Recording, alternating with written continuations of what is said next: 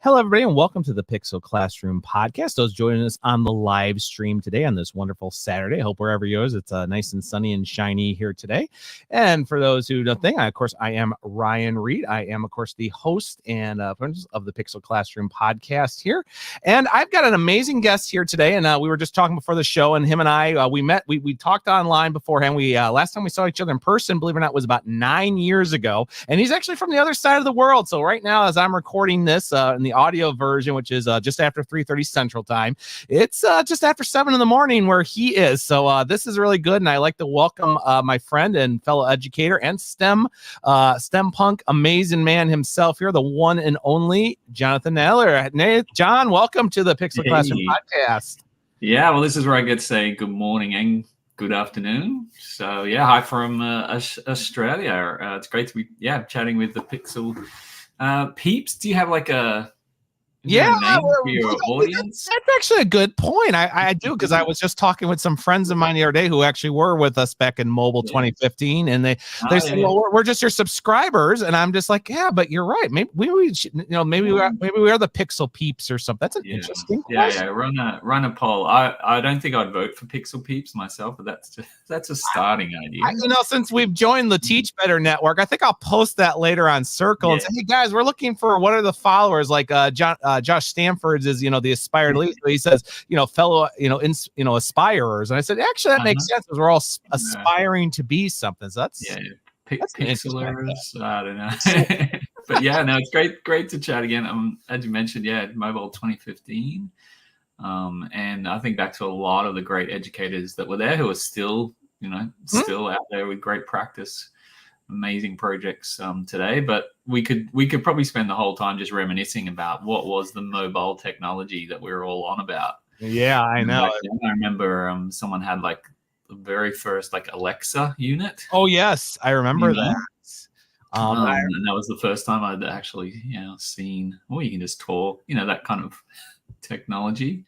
Anyway, we want to reminisce too much, but it's great to be chatting with you again. Definitely. Yeah. So, John, you've had an amazing, 23 years of education. I mean, you've been on the bleeding edge, speaking of that, also robotics. I remember I was first introduced to tickle coding by Adam Bello, as well as some of the stuff John did with his gamification in the esports, believe it or not, early on there. I mean, I have to say that he was very early on, rest his soul, on the esports. And, Wesley Freyer, who was, of course, doing a lot of the podcasts for educators, which was before I was doing my podcast, which is funny, and him and Wesley and I still talk about that today. But you've had an interesting thing. You focused on humanity so you can boost success for students anywhere. I mean, you've been working under people like Dr.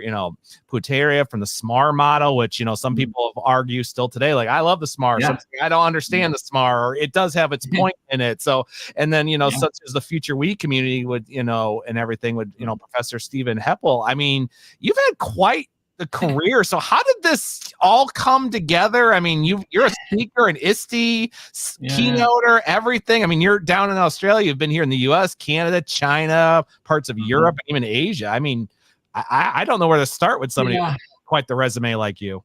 Yeah, like sometimes I pinch myself. I was just a little classroom teacher at this lower socioeconomic school here in Queensland, Australia. And originally trained as a drama history teacher, which your audience probably knows is not a great combination if you look at a theater major, yes. But yeah, my background was very much more in the humanities. And when I first went to university, I had a great couple of years as an art student, just having fun, putting on little galleries and arts events. But then I sort of had my get a real job moment, and that was switching to teaching as well.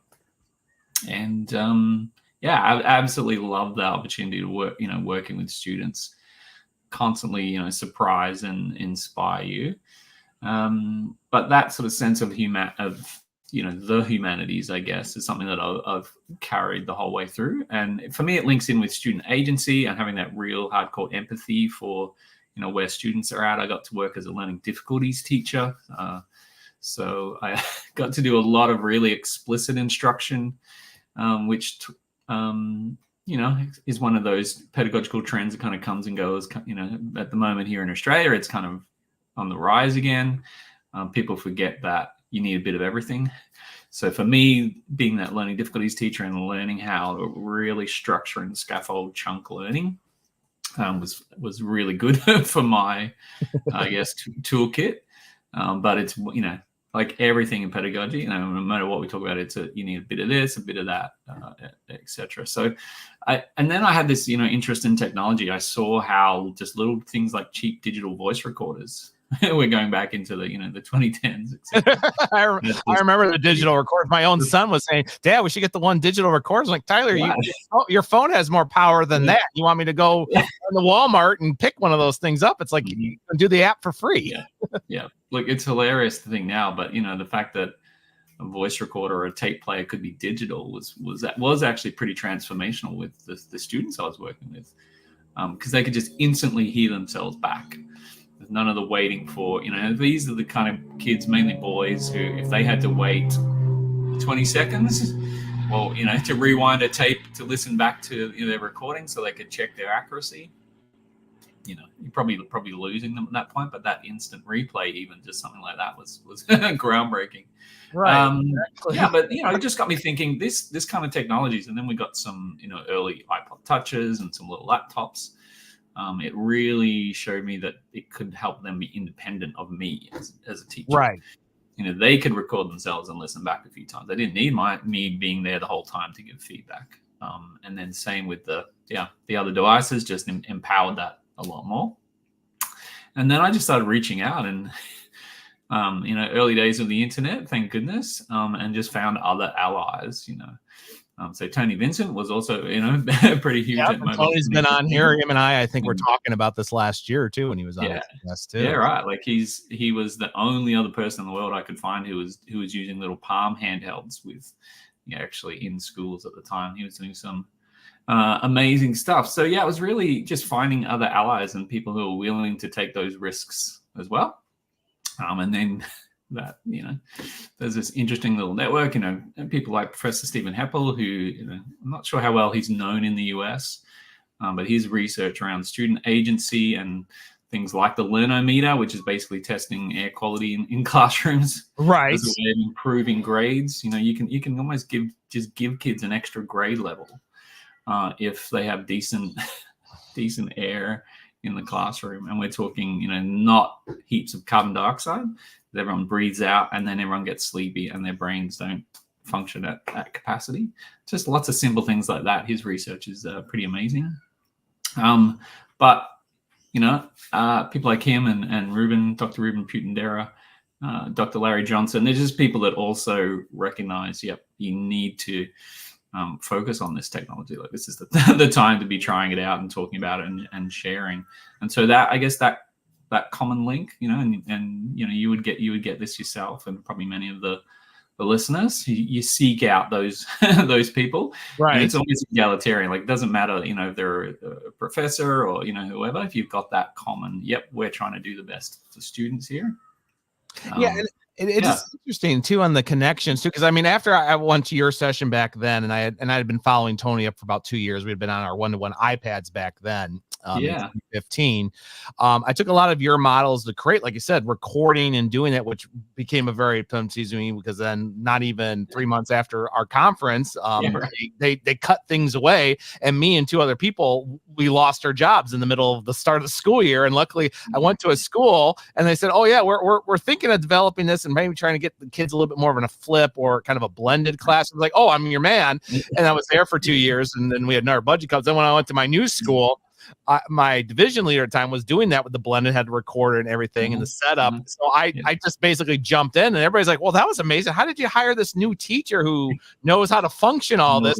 COVID happened, and they were coming to us like this. And then I wrote my whole dissertation on mobile and professional development and how it does work with the students. So I also say I published and defended in January of 2020, like 20th of January 2020.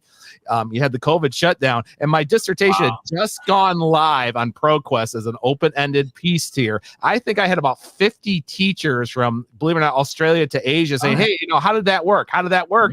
And it started becoming a thing because, like you said, you saw the thing. I saw myself like, this isn't going away.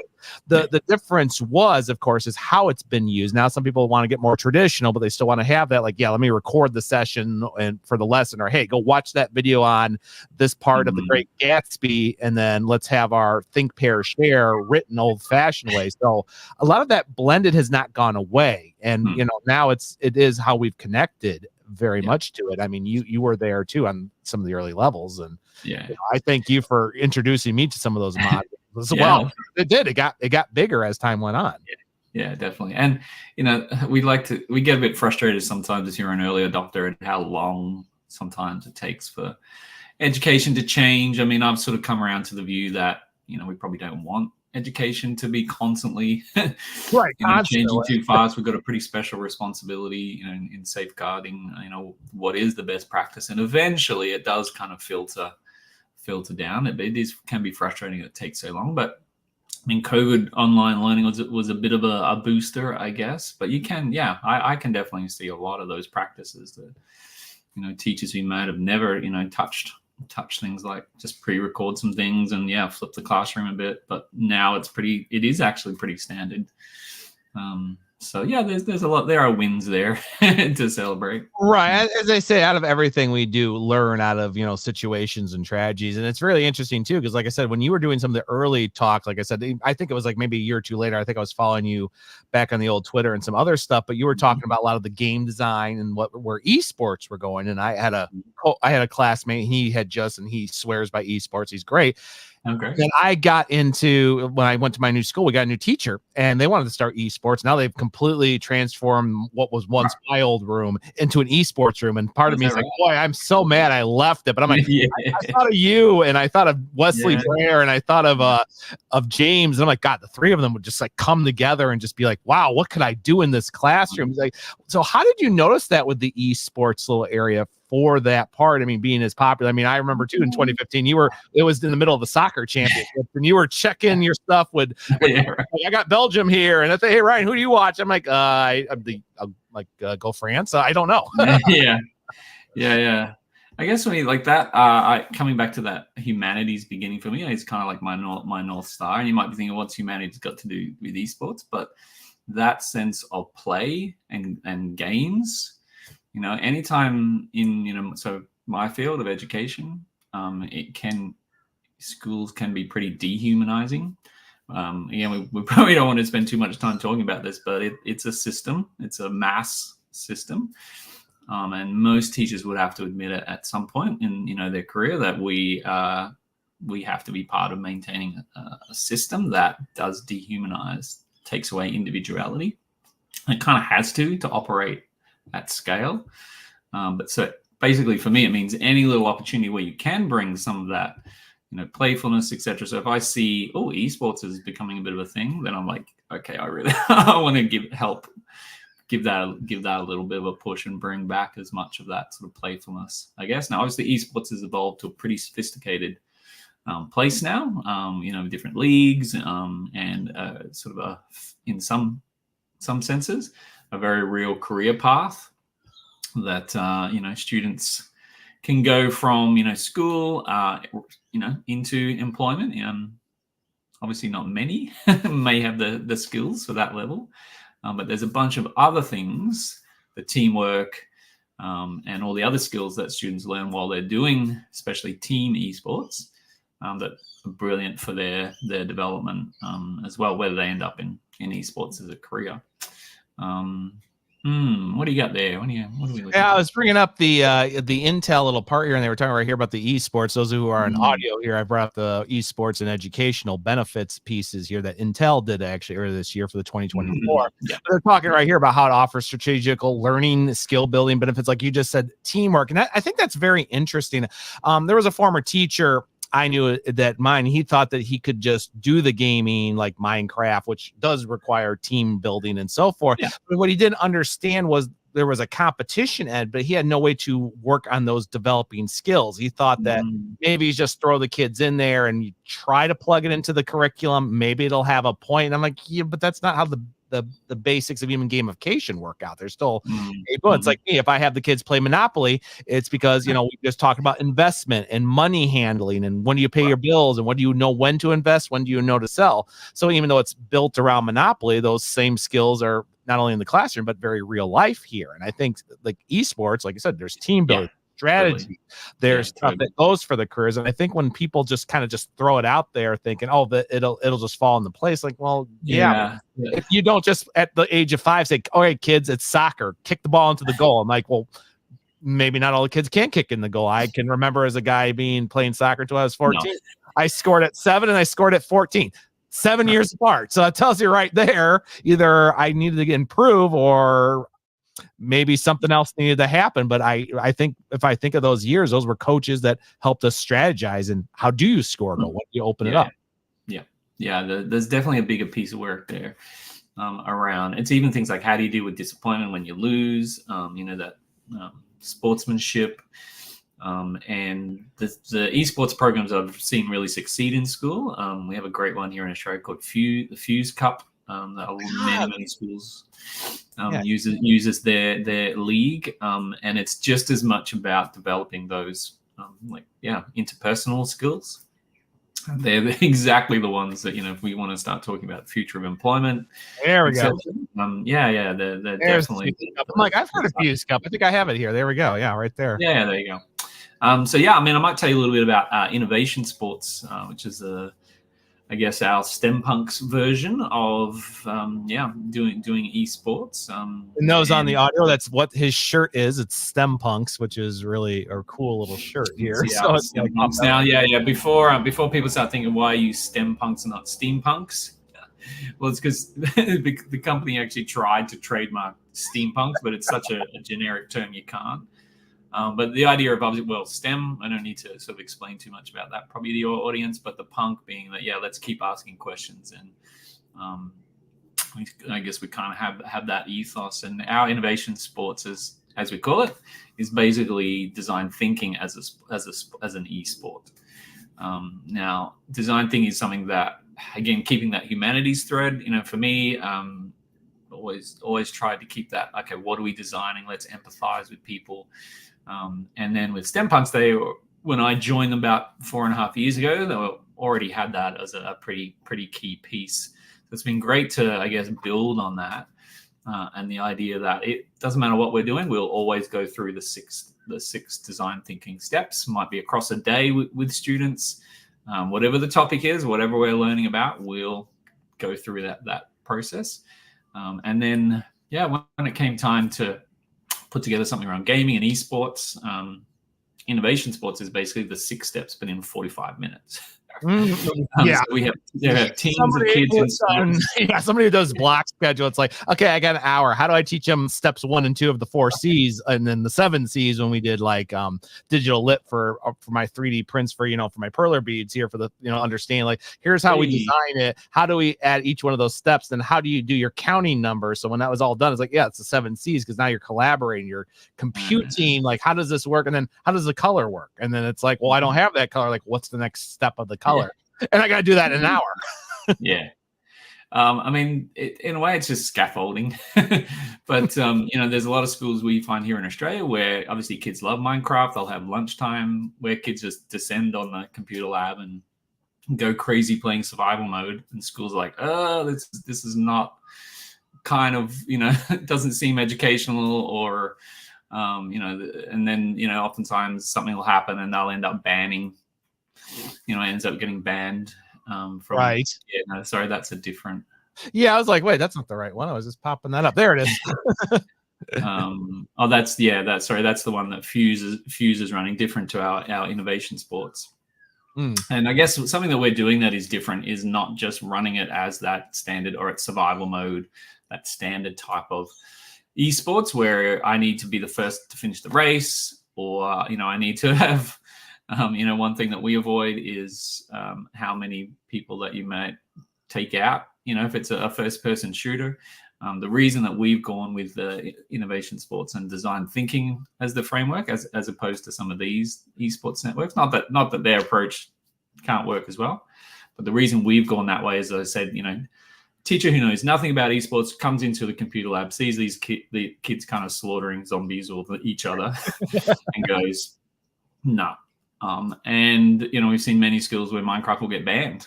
Yeah. Etc. So to us to come and say, no, it's what we're doing at STEM Punks. It's creative mode only, but we're giving you this design thinking challenge framework. So we've got teams out in schools that will practice our little challenges each week. And it might be something as I'll give you an example. One of the little challenges. Yep. So I have this love of Mars and space as a scenario to really get kids' imaginations going. So if we set up a little challenge for Mars, now it's just going to be a little mini town. The kids get a 30 by 30 limitation and can come into our server world, build together in real time. And it might be a challenge like, there's a little mini town has been built on Mars for the first time. But what's the one thing that the people there would need to be happy and healthy living away from Earth, that far away from Earth? So the kids get 5 minutes for planning and research time. So as a team, it's like, what are we going to build? Drawing, pretty hectic little session. And then they get 30 minutes, which encompasses, that planning stage is really the empathize first step of design thinking, where they delve into, happy and healthy. Let's look at these keywords in this challenge. And try and put ourselves in there, in those shoes to start thinking of ideas. Sketching it is very much like the define and ideate type stage. Then they get 30 minutes of building, which is the prototyping stage of design thinking. You have at least 4 kids at a time, building together. Then they have to stop for a team meeting for 3 minutes. That's the evaluate stage where there's no building, hands off. And then they get a final 7 minutes to iterate and finish off their design, and then they get after that 1 minute to stand up and present it. So in the like I said, in the 45 minutes they've gone through, and it's been fantastic. A lot of schools are like, well, we get this idea of design thinking, or at least introducing the fact that we need more than just didactic type teaching and more than just explicit teaching. We need sort of a more open-ended, where the students can play around with these kind of teamwork skills and designing and creativity.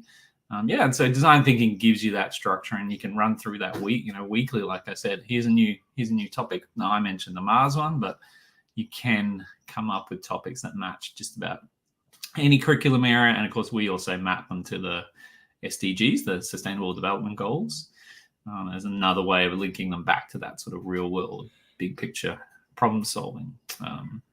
Here's our STEM Punks website. I finally found the right website. There we go. Hey. So this is a view of our other programs. And, I'm talking about that esports Minecraft type design thinking. We do a lot of work with Microbit. Again, I'm sure these days most people know. And I love Microbit. That is amazing piece, those Microbits. In terms of what I call classroom ready, technology, there's a lot of stuff that we just won't even touch. Because Microbit does things so well. We still bring in the design thinking framework around Microbit. You've got to teach kids some of those basic skills with I call it Microbit literacy. Once you're familiar with the interface and actually what's in the code libraries, after that, here's your problem that we want you to solve. Microbit's got all these capabilities. Now you go and create a solution. Choose which of those capabilities you want to use: the microphone, the lights, the music, some sensors you're going to plug in. We let the students, once they've got that Microbit literacy, and they're up to the prototyping stage, they might have 5 or 6 different options. Again, map back to the challenge and the SDG that we're looking at. Well, we're not going to say, use the moisture sensor and come up with this, here's your code, and then boom, and you're done. That's a bit too didactic. We might do that initially, when you're teaching them the microbit literacy in the first place. But once they've got that range of abilities with it, then it's up to them to go ahead and choose, okay, well, we need to use these 3 elements, combine them and add some of our own coding, and then here's our solution that we showcase and present at the end. So yeah, microbit works great for that too. Oh, we're looking at space now. Yeah, I guess my little space there on the video, but yeah, I think because one thing I do at the end of my digital literacy, which I plugged into the program last year, is I have a set of makeys. So they make their own video games using simple Scratch code, and I said you can do one that's based off. I give them several, like a wakelet, and it's several things like, hey, watch the video, figure out which one you like the most, play around with if you want to. But then they got to do like, now what's a controller that's going to work with that kind of thing? I mean, if it's just left, if you're playing Snake, you need a left, right, directing here, and you know what the object of the game is. Try to get the snake as long as possible without crashing the wall or doing itself.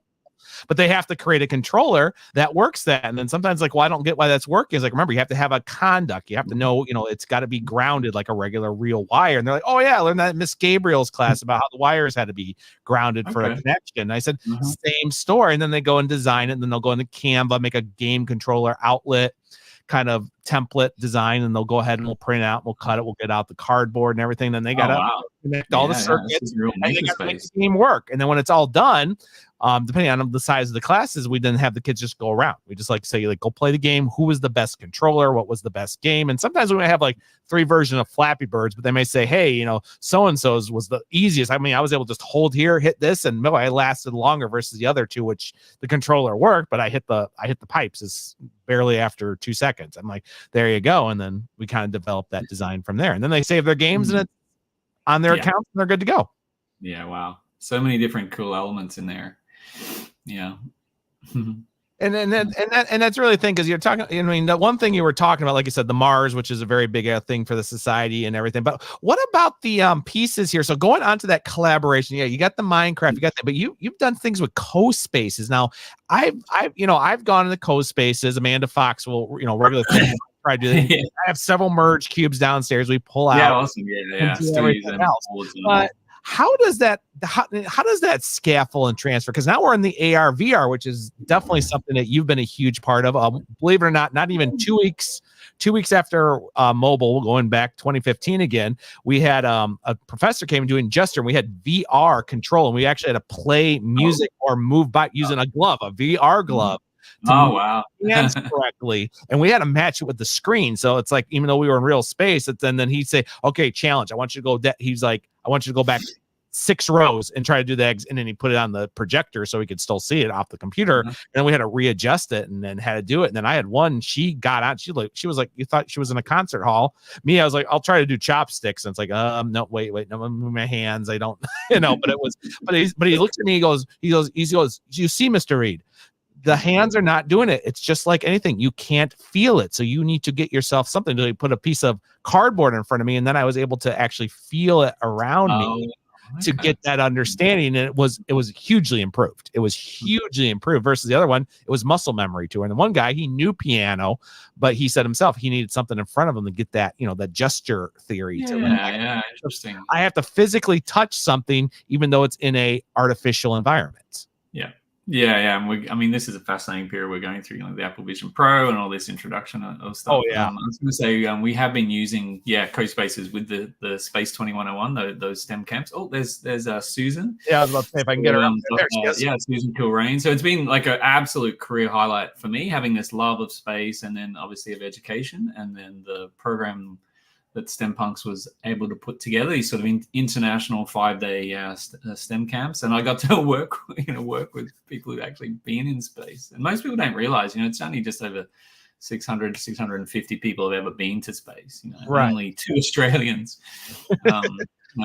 We're at this stage where, if you have enough money, your government can pay and you can go to space rather than just being only government-based, NASA and Roscosmos. Or military trained people who have transferred to Yeah, that. yeah. Where it's slowly opening up, and we have this kind of challenge to kids where by the year 2101, it will be much more normal to live and work in space. And so the challenge, for students is, can they see themselves in that kind of, that kind of future? So that's what the Space 2101 and working with people like, Commander Susan Kilrain has been all about. But we use CoSpaces there. If you want to come back talking about the AR, VR, being a voluntary ambassador for those guys for about 5 years or something, because they're just such good classroom tools. And just to go back to the design thinking with STEM Punks, the way we use it is, again, when you get around to the prototype stage, that's where CoSpaces comes in. So you've already done your empathizing on the topic, and you've done your defining the actual problem with your team, and you've done a bit of a plan. And then you get to, we've got a prototype. Now you could use Minecraft to prototype that solution. You could use paper and cardboard, Lego, or CoSpaces. And the advantage of CoSpaces, as many of your audience would know, is, it's a full 3D space. It's one of these rare tools that's actually designed for education. It's not like what we normally do, where we go and get some commercial tool and then we have to do the work of adapting and making it school friendly. Obviously, there's a bit of a cost involved. Oh yeah, I had this for 2 of my graphic design classes. We weren't doing enough of it, but I had enough to where I'd gotten a grant and I had to spend it on a VR. So I said, I'm going to do CoSpaces, and I had them. They had to design their own Smurf village based off their likes. So I had like the cyberpunk Smurf village. I had Smurf villages from the Roman Empire, and everything. I design it, and I said, now you have to key it in there, and we'd use we used Tinkercad, which is used for 3D printing, as they had to build their model there, and then they had to transfer into CoSpaces. So it was a really cool scaffolding learning, and I love doing it. I haven't been able to do that since, unfortunately. But I mean, I love about CoSpaces because when you've built that 3D scene, you can just put it up on a website. If you want to share it with parents at home or other people in the school, you don't need a VR headset necessarily. It's just an app or it's a website, and you can still click around and see it in 360. That's great. But if you do have the VR headset, like for students to spend half an hour building a little scene and then put on that headset and immediately be walking around inside what they've just constructed, is it's pretty mind-blowing in terms of and like I love feedback really for got them. digital badging too, which I really love, because I'm a digital badge guy, and it's amazing. And believe it or not, the coder right there badge here, I've been teaching web design here, but first time we did Google Sites and Canva, but for Web 2, I'm like, no, we're going old school. We're going shell code. And I've been actually showing them, and they've been having to learn that. And I had somebody who said, like, my summer class, I've been doing that. We've actually had a program that's the old way, but we use Minecraft. But he's like, it's a little different because we have to create that 3D space. I said, this is the same thing. This, like I said, think of it this way. This is the blueprint. And when you go to Minecraft, that's applying it. I said, that's trying to actually show what the model would look like. And then he was like, oh, and this is one of my medium tier students, but just the light bulb went on his head, and he's like, oh, this makes sense all of a sudden. Yeah. Well, the coding side is built in. Like CoSpace, as I said, you can just drag in some objects, have a bit of fun, make a really cool little scene. Great. Oh, but then there's a whole coding element for you can add on top to actually control and manipulate everything. There's the physics engine that's in there as well. So if physics teachers, I can highly recommend CoSpaces for them as well. And then there's that augmented, if you've got a merge cube, being able to see what you've made, actually hold it in your hand. Very extensive. We find we can use it from students, all the way from even grade 1 and grade 2, all the way up to senior years of schooling, just based on, those extra features. So, highly recommend that. And again, in that context of prototyping, kids can actually make high level, cool stuff. Sorry, you go. Yeah, I mean, and that's one thing. And I mean, you've been talking hugely about your timer and everything. Something I've always pushed me. I mean, I've done business and media and digital literacy for the last 9 years of my professional career. But something I've always tried to emphasize on kids, especially current ones, because some of them just don't see it is how much time management really does. I mean, you want students to explore, but they also have to kind of realize, and you said it perfectly. Hey, I set the timer for 30 minutes, or I set the timer for 5 minutes, sketch this out. Just like I have an open-ended question. And then I just did this the other day. I was saying, like, I said, does it really matter a difference if I'm putting it on my watch and telling him like when the thing, or does it work better? And he said, Ryan, you do it yourself this week and tell me if you see a difference in how the students. He's like, I don't care if you're best class or worst class. And I immediately saw where it's like, yeah, the visual timer was there for them. And they realized, oh, I got to get this done, or I got to work on this. Yeah. Right. Yeah. Yeah. Anything like that. I mean, you're putting it on there's giving the students that chance to be responsible for themselves. And they're not always coming to, but the likelihood that they will increases definitely. It's student agency. Yeah, it's just giving them the chance to keep track themselves. I love it. Yeah. This is one, like I said, this is what, really opened my eyes to seeing the next level of everything. Because even growing up, I said, oh yeah, VR, AR, get it, something fake, fake over real world, virtual reality. Like I remember the days of Second Life was very early on, or, VR and Me, which was like the old one. I even joked with a bunch of us. We were talking about, we were in a podcast about old game systems that were ahead of their time. We talked about the old Game Boy VR and how you had this big thing. And the first games were Wario World and this other type of Tetris game. And it's just like, that was so ahead of your time. Now, if you do it, you can say, oh yeah, I can play Tetris on this or on my phone, or, I can just do the AR and I have to turn the merge cube around. And those systems didn't last at the time. This is late 90s, early 2000s, but it's like they were ahead of their time. I just don't think they knew where to go for it or really knew where the system was going at that time. I think the VR Game Boy had 8 games before they finally just said, hey, this ain't working in Japan, and said, forget it, we're done. Yeah. It's amazing. Oh man, I gotta say, John, this last half an hour has just like been incredible. Sharing this and all the stuff coming up. I mean, you've got some stuff. What do you have like coming out here? I mean, you're talking about the combined thing. We got the innovation and stuff, and the the pedagogy of drama. But what do you got ahead for you? You talked about the 2101 project and Mars and everything. But what else? Yeah, I mean, those are all sort of still ongoing. I guess the really big thing I'm excited about. I just realized the way I was introducing that because the program is called Excite, and for us at STEM Punks, it's been great doing all these little separate programs, and often we'll go into a school for a day or two, and that's great. It gives them a real boost in terms of the interest in STEM, and boost the teachers' skills a little bit. But our Excite program now is actually about, no, we want to work with you for a year, and rather than just doing that little, maybe we're doing innovation sports, and that was great, that was fun, that connected, but that's it.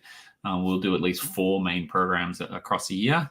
We'll do a proper readiness survey to check where is your STEM culture up to with your school to begin with, and then we'll co-design what we're going to do over the year as well. What are your particular needs, and even just the interests of your community, etc.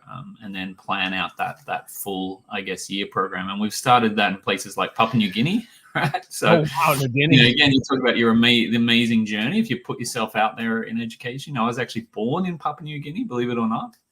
My parents were I did not know that. Wow. Yeah. And I was only there for about a year and a half. So my whole life back in Australia, I've kind of grown up with these stories. And now the sort of, I can still say I'm mid-career.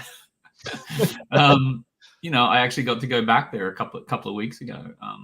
And that's just where the education journey took me, to a school in Port Moresby there. Very accomplished local school, but especially given the circumstances, the things that a lot of schools there struggle with. But they're really keen to build up a sustainable STEM culture, not just sort of one-off. So we're working with them over the next year. So now I've got all these like Papua New Guinean teacher friends. Wow. And we can, we have an online Circle. I think you mentioned Circle Community earlier. Yeah, Circle Community right now. We're using that. We have our online Excite community so we can keep in touch. And being able to do that sort of planning with schools over that longer period, that's what I'm really excited about over the next while. It is too. It's like, it's so funny. Like originally, I live here in Illinois in the States in the Midwest, and I have majority of my life, but I'm originally from California. I was only there until I was about 2 years old, but some of the areas. Okay, wow. You've grown up with stories of the beach. Yeah, and it's so funny is there's actually was a competition for esports that actually did the final championships just outside of Santa Monica last year. And it's like, boy, and they apparently have this whole little area and they work with this stuff. And I said, if things ever align, last time I was in California, I was a young lad of 26, 20 years ago, because I just had the birthday, just yesterday before recording this. But I said, I'd love to just go back and just see how that's all changed and evolved. And, it'd be kind of funny to reconnect myself, just like you kind of did yourself. So it's out there. And maybe, one of these days I'm going to hopefully do that. So it'd be really great. Yeah. It'd be funny if people ask you, have you been to California before? It's like, well, it's funny you should say that. It's been a while, but actually, I was born over at that hospital, right over there. That hospital. Yes, I was. It's so funny. I had to do a research project because one of my teachers does a family tree, and she does it the old school way with ancestry and stuff and she'll do a 3D Google Slides and an actual poster board. But she said, "Oh, I'm gonna have Dr. Reed actually go over his," and I said, "Oh, really? You want me to do it?" So she's like, "Yeah." So I want you to go think. So I signed up for a little area, and I was getting all these repeated. I still get these repeated stories like happening in Santa Monica right now. Oh wow. They were talking about the storms and the earthquake last year, and I'm just like, well, luckily I don't live there anymore. But at the same time, like, wow, I'm glad I don't live in that part of town anymore. It's like that's not police report or hey, be careful, high sun report. I'm like, high sun report? What? It's like maybe that's not encouraging you to move back anytime. No, I think I'll stay here in Illinois. I'm kind of happy and safe here. Well, yes, it's indicative of that. Yeah, I mean, John. So for the people listening here, both video and audio here, which will, audio will be here and upgoing, especially for the Teach Better Network here. How can people get a hold of you if they want to go into learning more about steampunks, or maybe even just saying, "Hey, I got this question, John. What can you help me with?" Yeah, well, I mean, as you've seen, like I can chat about this stuff for a while. So yeah, if anyone does want to hit me up, I mean, you can. Firstly, STEMpunks in general, stempunks.com. Make sure you add on the .au for Australia, stempunks.com.au. But yeah, well, I mean, we do work in US, Latin America, and Vietnam, Papua New Guinea, Middle East, lots of places around the world. So yeah, stempunks.com.au. But me personally, so JNXYZ you can find me in most social media places using either Jonathan Nalder or the at JNXYZ. I'm still a little bit on what I still call Twitter. Same here. I think I did two. I think I do maybe 2 shares a month now. People find me on Instagram and Threads and now Blue Sky more than anything now. Yeah, kudos to the teachers that are still trying to have an education community there. But yeah, Blue Sky definitely on there fairly regularly, and Threads a little bit. It's a bit of a weird time right now. I see another transformation of probably social media coming up in about a year. And I actually have a friend of mine who actually wants to talk about that next season on the podcast. He says, I'm going to be free in November. You want to talk about where I think social media is going? Like, I think that's actually perfect. And let's table that for next year because it'll be closer to it. Yeah, that'd be what is born from that. So yeah. And this is the part where I say, congrats, hope you're next. I think you're up to 175. Yeah, I can't believe that it's, I know. And then some people are like, well, what are you going to do for 200? It's like, hey, one miracle at a time here too. And, but no, thank you so much. I am too. I mean, I know there was some weird days this past year and last year where it was like, I felt like I couldn't keep up with the episodes or, guests and everything. I'll never forget last October. I mean, I know you got into this and then schedules didn't work on it. But I had about 12 guests that all had like life happens, and I didn't get mad at any of them. And some of them have been on this, but also I had 12 guests like completely drop. And I was like, I had nothing for this podcast for the next month. And sometimes I would record maybe every other day. And then I just release them weekly, which was good before the live streaming. And luckily a lot of people came to the rescue. And this year it's like, I think this has been a little bit more thing. Like sometimes like 3 people in a week, or I won't record anything for 2 weeks, but it's more balanced. Yeah. But that's your style, but you still stick at it anyway. And here we are. Yeah, you're about to hit 175. So I know it is. I mean, and thank you for being on episode 174 on the other side of the world. I know, and this was funny. I was looking at your social media, and you were saying a part that you don't see talked about. I'm like, you're right. That part of the planet is mostly all water. And I'm like, well, yeah, there's Guam, there's part of Australia. Yeah, that was fascinating. Hawaii. that side of the planet. Yeah. Yeah, and I thought that was a Mhm. really cool little Yeah. image we had you posted on social media speak, which I'm like, yeah, and a lot of people don't talk about that. And I have a geography teacher, and he did that. He popped apart, and some of the kids were like, "Where is that, Mr. Moore? Yeah, No, seriously, where is that?" what is this water planet? But Yeah. yeah, if you get it from just the right angle, there's basically no land. No, I remember too. They'll show the shadow of the moon, and you'll see like a shadow come over like just off the I think like the Okay. on that part of it, like off the west coast of Australia. Mhm. But it's like, Mhm. yeah, I you got to wonder about people that are just going over that part of the ocean for whatever boats or planes, and Yeah. just like there's also this giant shadow for like 20 minutes. It's like, oh, there's the sun. Like, what was that? Like, there's not a cloud in the sky, and I think it's a weird part of the world because you don't see a lot of clouds there either. And all of a sudden, it's like it's dark. So.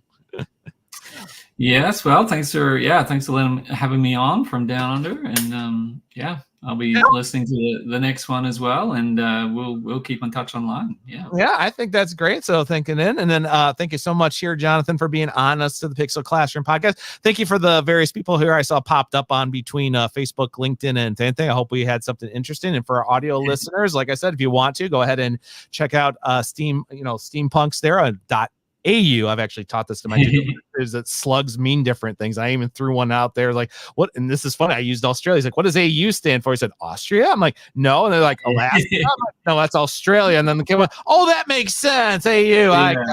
So I said, if it's .gov, what is it? Oh, it's government. What's a .net? Like, oh, a network. I'm like, there you go. Now you're learning that stuff. Yeah, there you go. Yep, that's us for sure. Everybody else, thank you for joining us on the Pixel Classroom podcast, and we will see everyone later.